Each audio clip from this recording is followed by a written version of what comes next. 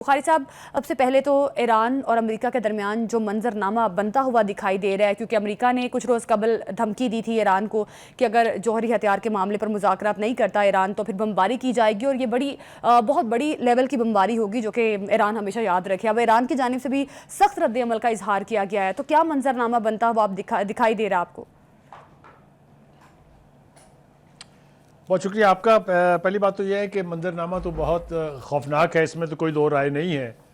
और ट्रंप की ईरान दुश्मनी भी कोई नया वाक़या नहीं है। उसकी पार्टी जब कभी भी इक़्तिदार में आई है, हमने देखा कि मुसलमानों की तबाही जो है वो उसमें हुई है। चाहे वो अरब स्प्रिंग हो जिसमें बहुत सारे ममालिक जो हैं उनकी तबाही हुई, लीबिया, यमन उसमें शामिल है। इसी तरीके से हमने देखा कि इससे पहले इराक में जो कुछ हुआ वो भी उनकी पार्टी का किया धरा था। फिर उसके बाद अफ़गानिस्तान में 20 साल तक अमेरिका जो कुछ करता रहा। तो ये ट्रंप की दुश्मनी तो बिल्कुल भी नई बात नहीं है। आपको याद होगा कि 6 रुकनी ममालिक के मुज़ाकरात हो रहे थे ईरान के न्यूक्लियर प्रोग्राम के ऊपर जिसमें बरतानिया, फ्रांस, रूस, चीन और अमेरिका शामिल थे।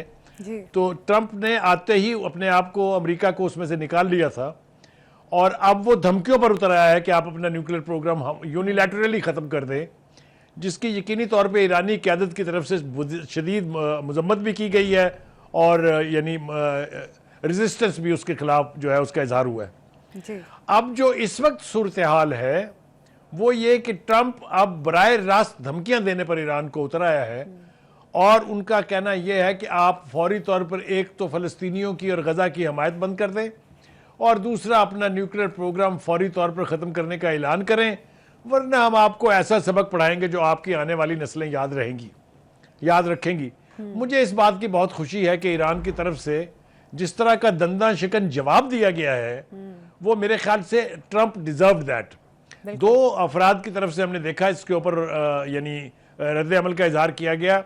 एक खामनी है जो उनके रहबर इनकलाब हैं और जो उनके ज़बान से निकल जाता है वो ईरान की कौम के लिए, ईरान की मुसल्लह अफवाज के लिए, ईरान के डिप्लोमेटिक कोर के लिए हर्फ आखिर की हैसियत रखता है। और दूसरे अली लारीजानी हैं जिनका मैंने इंटरव्यू भी किया था जब मैं न्यूज़ में था जी। वो जो ईरान का न्यूक्लियर प्रोग्राम है, यानी जो उनकी वहाँ की जो न्यूक्लियर कमीशन है जो जिसके तहत न्यूक्लियर प्रोग्राम चलता है, उसके वो इंचार्ज रहे हैं मोर देन 4 to 5 ईयर्स। उसी बीच में सबसे ज़्यादा तरक्की भी हुई न्यूक्लियर प्रोग्राम के हवाले से ईरान ने की है। उन्होंने भी बड़ा दंदा शिकन जवाब दिया है। इन दोनों ही रहनुमाओं का, ईरानी का जो मतमा नज़र या जो जिस्ट है उनके बयान की वो ये है कि अगर आप हमें धमकियां देने से बाज ना आए, अगर आपने कोई गलती की हम पर हमला करने की, तो जो रद्द अमल हमारी तरफ से आएगा वो अमेरिका की नस्लें भी आने वाली याद रखेंगी। मैं स्पेसिफिक पर बात करना चाहूँगा। ईरान ने ये इंदिया दे दिया है कि इस खित्ते में जहाँ पर इस वक्त जंग चल रही है 10 ऐसे आपके अड्डे और हाई वैल्यू टारगेट्स हैं जो ईरान के मिसाइलों की जद पर हैं। इनमें आपके 50,000 के करीब फौजी भी हैं जो मुख्तलिफ अड्डों पर तैनात हैं। इसमें आपके बैरी बेड़े के जहाज जो हैं वो भी शामिल हैं। एक तो मेरे ख्याल से ईरान के रद्द अमल के बाद से पूरी मुस्लिम उम्मा, जिसको मैं मुस्लिम अम्मा कहता हूँ और कहता हूँ पता नहीं कहाँ गुमी हुई है, मिल नहीं रही है, उसको होश के नाखिन लेने चाहिए कि लेट जाना जो है किसी भी एक हमला आवर के सामने ये कोई स्ट्रेटजी नहीं है, ये कोई जवाब नहीं है। आपको जब आपकी बका की जंग लड़ रहे हो आप, तो फिर आपको उसका जवाब भी उतनी शिद्दत से देना चाहिए। एक जो ये रवैया मुझे दिखाई देता है कि अरब लीडर्स ये समझते हैं शायद कि ईरान के साथ जो कुछ भी हो जाएगा हमें इससे क्या फ़र्क पड़ता है, ये गलत है। वो मुझे याद आ रहा है राहत अंदौरी का एक शेर कि लगेगी आग तो आएंगे घर कई जद में, यहाँ पे सिर्फ हमारा मकान थोड़ी है। तो कहने का मतलब ये है कि ये अरब भी महफूज नहीं रहेंगे अगर अमेरिका और इसराइल ईरान पर हमलावर होंगे, तो फिर बाकी अरब ममालिक का भी वही हाल होगा जो यमन का हुआ, जो शाम का हुआ, जो मुख्तलिफ दीगर ममालिक जो हैं उनका हुआ था। तो इस वक्त मेरे ख्याल से वक्त का तकाजा ये है कि अरब दुनिया ख़ास तौर से और मुसलमान अमूमी तौर पे जितने भी ममालिक हैं उनको अपनी तंजीमात जो हैं उनको रीएक्टिवेट करना चाहिए। OIC अरब लीग के फोरम से आवाज उठनी चाहिए कि अगर ईरान के खिलाफ हमला किया गया या गजा से फलस्तीनियों को बेघर करके इस पर कब्जा करने की कोशिश की गई, तो अमेरिका और इसराइल की नस्लें भी याद रखेंगी कि कितना शदीद आएगा। इसके अलावा कोई रास्ता नहीं है। जो मुज़ाकरात हो रहे हैं, चाहे वो कतर में हो रहे हैं, चाहे वो इजिप्ट में हुए हैं, मेरे ख्याल से वो कई एतबार से अगर उसका एनालिसिस करें तो आपको पता चलेगा कि वो फलस्तीनियों के खिलाफ साजिश है, वो फलस्तीनियों को बर्बाद करने में हिस्सादारी है। इसलिए कि आप देखें, हर मुआहदे से इसराइल एक के बाद दूसरी दफा भागा है और किसी ने उसको कंडेम तक नहीं किया है। हर बार उसकी मिन्नतें करके दोबारा उसको मुज़ाकरात की टेबल पे लाया गया है।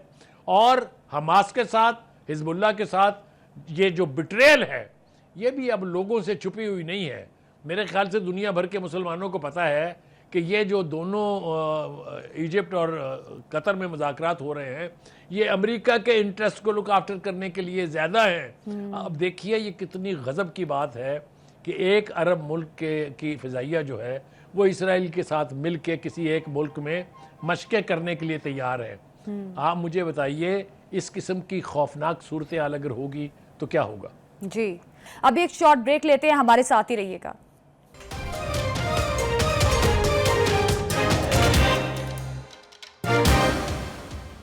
Welcome back. बुखारी साहब, जिस तरह से ट्रंप इंतजामिया की पॉलिसीज को तनकीद का निशाना बनाया जा रहा है, मतलब ट्रंप की अपनी पोजीशन भी जो है वो काफ़ी वीक नज़र आ रही है अमेरिका में। बुखारी साहब, इसको किस तरह से देख रहे हैं? और एक और चीज लो कि ईरान, मुत्तहिदा अरब अमारात समेत चीन के 6 इदारों और 2 ईरानियों पर संगीन इल्जाम आयद किए गए अमेरिका की जानिब से।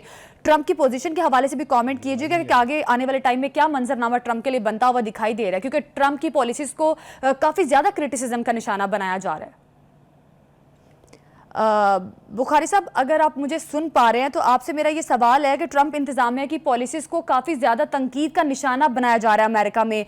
डोनाल्ड ट्रंप जिस बेबाकी से इल्ज़ामात आयद कर रहे हैं ईरान पर और उसके साथ ही साथ मुत्तहिदा अरब अमारात समेत चीन के 6 इदारों और 2 ईरानियों पर उन्होंने संगीन इल्ज़ामात आयद किए हैं, तो उनकी जो पॉलिसीज़ उन्होंने बनाई हैं उसको किस तरह से देख रहे हैं? क्या पोजीशन आगे डोनाल्ड ट्रंप की अमेरिका में बनती हुई नज़र आ रही है आपको? देखिए, अमेरिका के अंदर इस वक्त ट्रंप के खिलाफ जितनी रेजिस्टेंस है जी, जिस किस्म के इवेंट्स वहां हो रहे हैं, जो इसके फैसले हैं, जो एग्जीक्यूटिव ऑर्डर्स हैं, उसका जिस तरह से तमाशा बन रहा है, आप देखिए वहां की सुप्रीम कोर्ट ने जिस तरह से रेजिस्ट करके बहुत से एग्जीक्यूटिव ऑर्डर्स को उठा के एक तरफ फेंक दिया है, तो मुझे तो खैरियत नजर नहीं आती ट्रंप साहब की। ट्रंप जो है, मुझे लगता है कि अपने इस दौरे इख्तिदार में, जो वैसे 4 साल के लिए होता है, इसमें इम्पीच होंगे। ये इम्पीच होना मेरे ख्याल से अमेरिका की हिस्ट्री का दूसरा बड़ा वाकया होगा। इससे पहले आपको याद है निक्सन जो है वो इम्पीच हो गए थे और उनको वो वियतनाम की वार बेसिकली ले दे के बैठ गई थी। हालांकि एक छोटा सा वाकया था कि किसी अपोजिशन लीडर की कॉल उन्होंने रिकॉर्ड करवाई थी, उसके ऊपर उनकी इम्पीचमेंट हुई थी। मुझे ये ट्रंप अपना दौर पूरा करते दिखाई नहीं देते हैं, इसलिए कि डोमेस्टिकली जो वहां पर ओवरसीज पाकिस्तानी ही नहीं बल्कि जितने भी नेशंस के लोग हैं, जिसमें भारत है, जिसमें पाकिस्तान है, जिसमें और सारी दुनिया के ममालिक शामिल है, उनको जिस जलील तरीके से रजील करके मुल्क से निकाला जा रहा है, जिस तरह उनके यूनिवर्सिटियों से स्टूडेंट्स की जिन्हें स्कॉलरशिप्स मिली हुई हैं, उनकी गिरफ्तारियां हो रही हैं, ये सब कुछ ट्रंप के गले पड़ने वाला है। इसमें कोई दो राय नहीं है। ट्रंप जो है इससे बचने के लिए अभी तो कोई कोशिश दिखाई नहीं देती है, लेकिन बहुत सारे फैसलों पर उसे वापस जाना पड़ेगा। देखिए, गजा में जो हुआ, ट्रंप एक झूठा शख्स है, वो he is a compulsive liar. पहले उसने कहा कि हम गजा को एक यानी सियाहती मरकज बनाएंगे और गजा के लोगों को, फलस्तीनियों को यहां से निकलना पड़ेगा। बाद में जब देखा प्रेशर आया है तो अपने बयान से मुकर गए। लेकिन उसका जो नाजायज औलाद है इसराइल, वो जितने इकदाम कर रहा है वो सारे ट्रंप के प्लान को इंप्लीमेंट करने के हैं। बुखारी साहब, जिस तरह से ट्रंप साहब ने ईरान को दहशतगर्दी का सबसे बड़ा स्पॉन्सर करार दिया और उसके साथ ही साथ ईरान की पासदारा इंकलाब को भी एक गैर मुल्की दहशतगर्द जमात कहा है, बुखारी साहब क्या लगता है कि जिस तरह से डोनाल्ड ट्रंप ने धमकी भी लगाई है कि हम बमबारी करेंगे, तो क्या पासदारानी इंकलाब को टारगेट कर सकता है अमरीका? देखिए, ये अगर उनके बस में होता तो अब तक पासदारान को खत्म कर चुके होते वो। आप ये देखिए कि पासदारान वो कुव्वत है जिन्होंने ईरानियन रेवोल्यूशन को क्लोजली मॉनिटर किया है। वहां पर 7 टीयर्स सिक्योरिटी हिसार है ईरान में। मैं उसकी तफसील में जाऊंगा तो बड़ा वक्त गुजर जाएगा, लेकिन 2 का मैं जिक्र करना चाहूंगा। एक बसीच है जो वॉलंटियर्स हैं वहां के, जी वो आम हालात में, आम दिनों में अपने अपने काम करते हैं और उनके यहाँ पट्टी लगी होती है जहाद फी सबीलिल्लाह, और वो 4 घंटे के नोटिस पर वो अपने अपने यूनिट्स में रिपोर्ट कर देते हैं। उनकी तादाद 55 लाख है, 5.5 मिलियन। ये मैं आपको जिम्मेदारी से बयान दे रहा हूं। उसके बाद दूसरी बड़ी कुव्वत जो ईरानियन रेवोल्यूशन की पहरेदार है या जिम्मेदार है या प्रोटेक्टर है, वो है पासदारान। पासदारान का दर्जा और उनकी हिम्मत, उनकी वेपनाइजेशन, उनकी कुव्वत रेगुलर आर्मी से 10 गुना ज्यादा है। वहां पर रेगुलर आर्मी नंबर 2 पर है, सबसे ऊपर पासदारान है।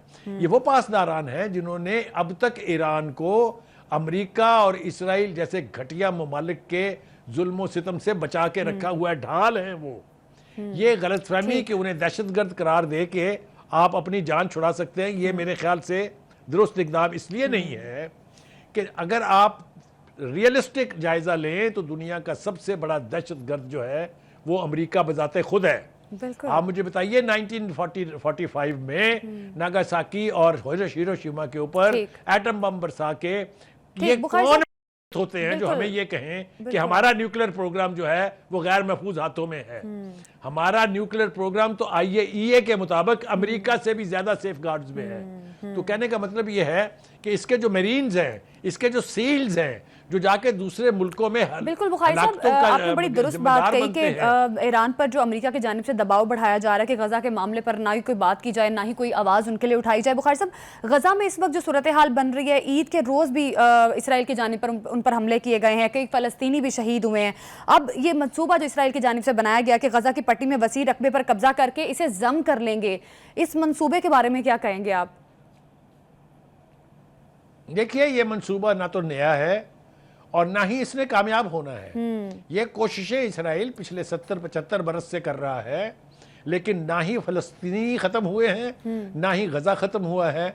देखिए, देखना हमें यह है कि वहां जो रेजिस्टेंस है वो कितनी शदीद और कितनी स्ट्रांग है। अब आपको मैं एक बयान का हवाला दूं जो वहां की हमास की लीडरशिप ने दिया है। उन्होंने कहा है दुनिया भर में हमास के जितने भी अहलकार हैं, जितने भी हमदर्द हैं, उनके पास जिस नौयत का असला है वो उठा लें और जहां जहां इसराइल और अमेरिका का टारगेट मिले उसको हिट करें। दुनिया में पैनिक मचने वाला है। मैं आपको बताऊं, इतना आसान नहीं है। अगर हमास को हजम करना इतना आसान होता तो अब तक कर चुका होता इसराइल और अमेरिका। इसी तरह लिबनान का हिजबुल्लाह जो है, ये आवाजें हैं फलस्तीनियों की, इनको दबाना अगर मुमकिन होता तो ये अब तक दब चुकी होती। तो कहने का मतलब यह है कि गजा में जो कुछ इसराइल कर रहा है ये लास्ट डिच एफर्ट्स हैं, लेकिन ये कामयाब होने जा रही हैं कि नहीं होने जा रही हैं ये तो आने वाला वक्त बताएगा। लेकिन मैं आपको ये बात ईमानदारी से बता रहा हूं, ना तो ईरान हमास तो अपनी पोजीशन पर खड़ा है, वो दुरुस्त बात है, लेकिन बुखारी साहब, लेकिन गजा के लोग जो हैं वो भी हमास के अगेंस्ट नजर आ रहे हैं, जिस तरह से एहतजाज किए गए। उस बारे में क्या लग रहा है कि आगे जाके क्या हमास की पोजीशन जो है वो वीक हो सकती है, जिस तरह से लोग नकल मकानी भी कर रहे हैं? देखिए, मैं आपको इसका पैरेलल ड्रॉ करके समझाने की कोशिश करता हूं अपने नाजरीन को भी। ईरान में यह हरकत के वहां पर मुजाहरे कराए जाए अमेरिका ने 4 मरतबा की है, लेकिन जैसा मैंने कहा कि वहां के सिक्योरिटी हिसारों को तोड़ना मुमकिन नहीं है। यही हाल हमास का और हिजबुल्लाह का भी है। आप उसको ब्रेक करने की कोशिशें तो कर सकते हैं, लेकिन क्या हमास ब्रेक होने जा रही है? क्या हमास का इन्फ्लुएंस उस खित्ते से खत्म होने जा रहा है? क्या हिजबुल्लाह बेमानी होने जा रही है? I will be the last person to accept this. मेरा नहीं ख्याल कि ये होगा। ये एक जंग इस गजा से, लिबनान से आगे जाके घर घर चलेगी। लेकिन बुखारी साहब, हमास का इन्फ्लुएंस तो तब तक कायम रह सकता है ना जब गजा के लोग भी उनको सपोर्ट करें। अगर हमास की लीडरशिप की बात की जाए तो बहुत सारी लीडरशिप में बहुत सारे ऐसे अहम रहनुमा थे जो कि शहीद हो चुके हैं। तो क्या लग रहा है, हमास जिस तरह से दुनिया भर में अपने हामियों से हथियार उठाने की भी अपील कर रहा है, क्या हमास की कोई अपील सुनेगा? देखिए, मैं आपसे अर्ज करूं, हमास एक सोच का नाम है, ये एक लेजेंड का नाम है, ये चंद अफराद पर मबनी नहीं है। इस सोच को, इस मिल्लत को, इस यूनिटी को खत्म करना इतना आसान होता तो अब तक इसराइल कर चुका होता। असल बात सिर्फ यह है कि इस मर्तबा सिर्फ क्वालिटेटिव फर्क यह है कि तमाम मुसलमान ममालिक बेगैरती की नींद, गफलत की नींद सोए हुए हैं। किसी के पेट में दर्द नहीं है। लेकिन एक बात मैं आपको बता दूं, मैंने पहले भी आपको मिसाल दी कि ये घर सिर्फ फलस्तीनियों के नहीं जलेंगे, बिल्कुल घर सिर्फ हिजबुल्लाह के नहीं जलेंगे, फिर घर बड़ी बड़ी इन मुमलिकतों के भी जलेंगे जो इतने बड़े बड़े पेट लेके जो लीडरशिप बैठी हुई है, जो उस खित्ते के बिल्कुल, वसाइल आलमी पर तौर पर काबिज अगर किसी होके खित्ते में किसी अनपॉपुलर मुल्क में अगर regimes जो जंग का बैठी हुई। मंजरनामा बनता है तो उसका नुकसान जो इल्मी तौर पे सबको उठाना पड़ता है। तो ऐसे में हमास के लोगों के साथ खड़े होने की जरूरत है, तमाम इस्लामी ममालिक को इसमें स्टैंड लेने की जरूरत है। अब एक शॉर्ट ब्रेक लेते हैं, हमारे साथ ही रहिएगा।